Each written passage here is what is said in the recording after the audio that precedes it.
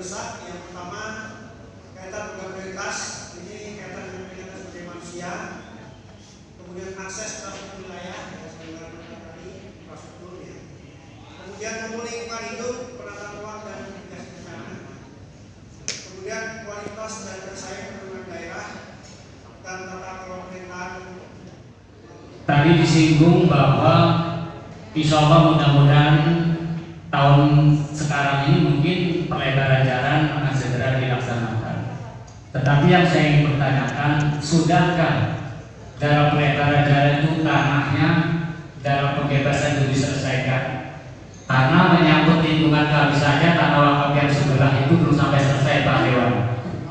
Sudah hampir 4 tahun belum ada penyelesaian, baru sempat mudah diganti tanah, tapi ada masih sisa pun masih sampai sekarang belum ada penyelesaian.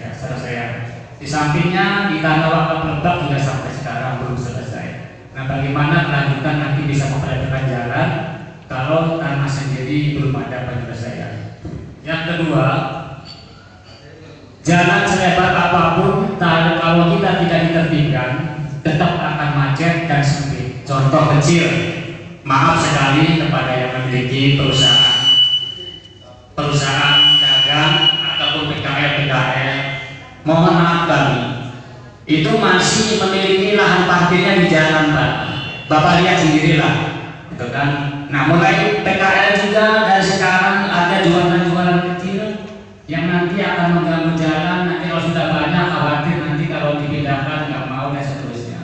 Nah, bagaimana cara menertibkannya dari mulai sekarang agar ada rapih lah begitu, agar di kemudian hari tidak menjadi permasalahan bagi pemerintah ataupun bagi masyarakat yang sedang usaha. Kapan akan dilaksanakan? Harapan warga masyarakat Cipocok terkait masalah musrembang di tingkat kecamatan, kita berdasarkan hasil musrembang tiap-tiap kelurahan.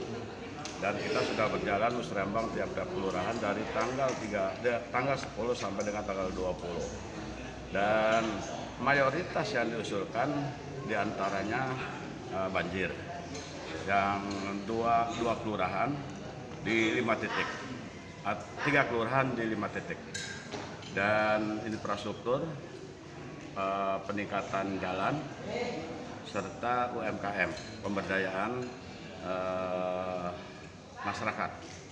Ada beberapa hal ini yang kita sepakati bersama bahwa titik-titik banjir yang sangat perlu ditangani secara serius, sebagaimana keinginan kepala daerah, Pak Wali dan Pak Wakil, seiring dengan masa baktinya nanti selesai di tahun 2023 dan musrembang ini pun untuk tahun 2023. Jadi ingin memprioritaskan keinginan warga, terutama banjir.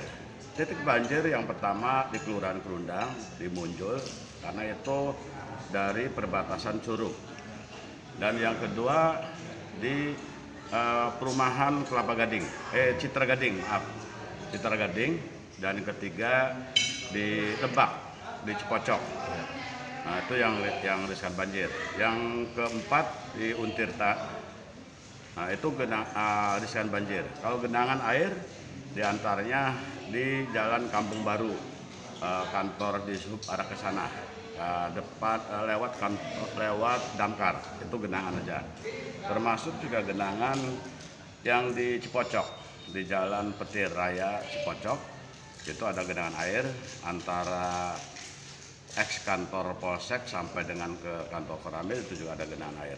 Dan itu mudah-mudahan karena itu jalan provinsi, kita juga ajukan ke provinsi supaya drainasenya membaik. Dan PU juga kemarin sudah melaksanakan normalisasi sungai, maksudnya untuk mengantisipasi di tahun 2022 ini, di mana musim hujan itu tidak terlalu parah. Dan di 2023 kalau seandainya terrealisasi untuk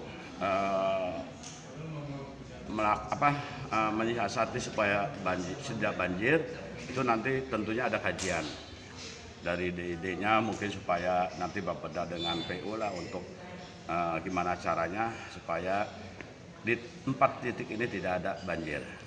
Pak, perihal pembebasan tanah dari peserta audien yang dipertanyakan tadi Kalau bagaimana, pembebasan tanah itu kan ada tim. Tentunya jalannya itu kan pembebasan tanah terkait masalah jalan Syekh Nawawi dan itu provinsi. Bisa terjadi kendala dari pembebasan tanah itu keabsahan surat. Satu, bisa terjadi karena warisan.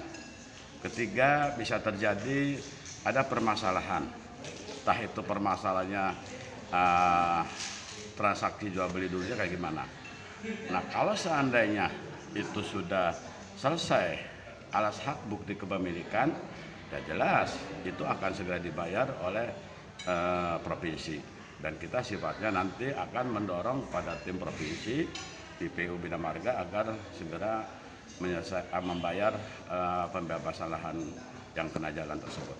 Oke, terima kasih Pak Camat. Satu lagi Pak, Satu lagi ya. mau menanyakan Pak tentang sampah liar yang ada di Nah, wilayah untuk kita, Pak. sampah liar yang ada di wilayah kita, contoh di Kelurahan Banjarsari, di belakang Polda, tidak jauh dari rumah hutan di Sewor, dan itu sering kita pantau dan kita sering angkut di samping jembatan. Karena sampah liar itu bukan warga kita yang membuang di situ, tentu dari warga luar, entah itu warga masyarakat Walantaka atau yang lewat ke situ dan sebagainya. Titik yang kedua, sampah liar yang ada di Rundang dan Gelam sudah kita selesaikan.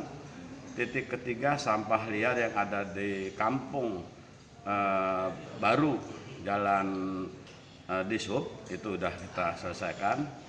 Dan sampah liar di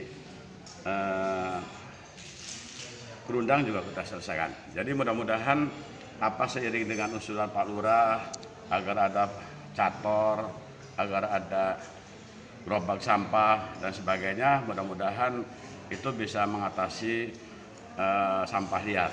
Cuman yang terakhir saya mohon kepada warga ya harus sadar membuang sampah pada tempatnya.